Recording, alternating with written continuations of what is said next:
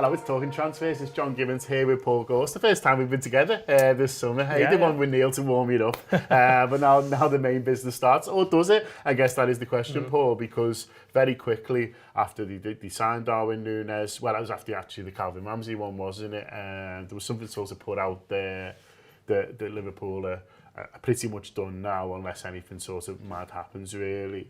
I think people will be interested to know a little bit more about, how that message sort of gets put out, really, and what you make of it as a journalist, when you see it.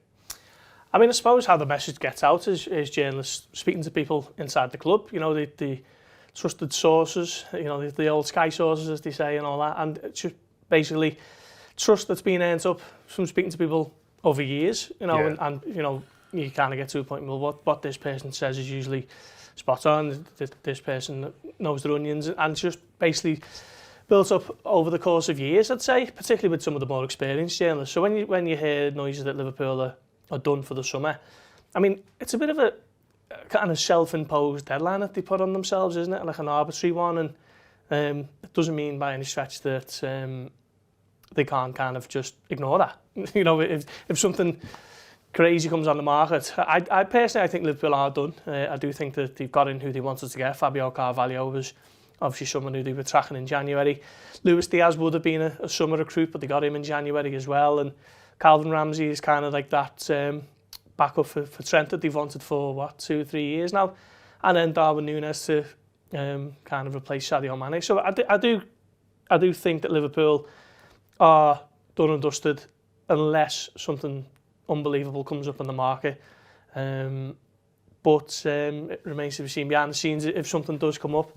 But I think Liverpool will be relaxed, and I think as long as something incredible doesn't pop up, and then they are kind of taking a little bit of a longer term view at the moment. Yeah, I mean, the players that they're looking at will be players that they can sign, this summer or next summer or whenever it is, and that's what Liverpool have always said, haven't they? That we don't sign players for the season, we sign them for the length of a contract, and we know that deals that Liverpool do are often a long time in the making as well. But in terms of what could change, that would mean that we would see something in this summer. There's a few sorts of scenarios I want to run past you, really, and one of them is that they end up selling one or two more than what they might do, and we know in that from how it worked with Sadio Mane, with Minamino, who's just gone, that if players, if a good offer comes in and a player says, oh, I do fancy it, they won't stand in their way. So I just thought I'd talk about a few outs that may lead to them reassessing whether they need another player. A couple who,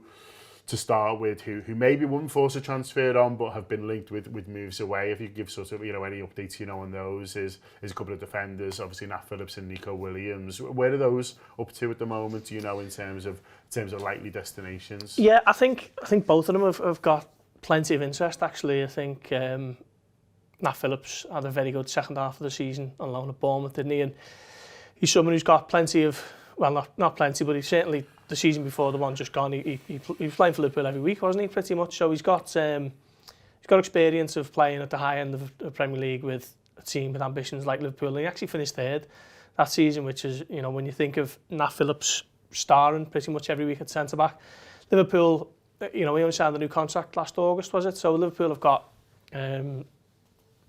plenty to kind of bargain with in that respect.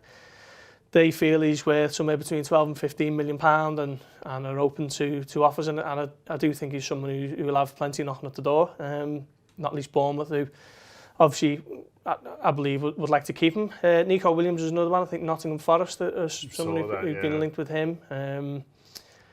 Again, it's a case of whether Liverpool feel that they can get what they believe him to be worth. Young, was he 20, 21-year-old Wales international who's had plenty of first-team experience with Liverpool, and I believe he played really well for Fulham in the second half of last season. So with those two, I think Liverpool, with it being so early in the window, they've got until the end of August, so they've still got the best part of 2 months. I think they're going to be taking a kind of relaxed approach to that, but they will be open to offers, and they will be looking to kind of recoup somewhere between 25 to 30 million for the pair of them. But we will wait and see. Obviously, teams will know that they're not going to be playing every week, those two players. So they've got a lot to kind of bargain with themselves. So I think we might see these two kind of drag on, actually, and because Liverpool will be under no pressure to sell, and the buying clubs know that they're not going to be, playing every week for it. To get full access to this show, click on the link in the post and subscribe to Talk Premium. You get all of our content, including previews, reviews, post-match content, exclusive interviews and loads of transfer chats. So subscribe to the Anfield Wrap now. We share the journey of supporting Liverpool from heart of the city.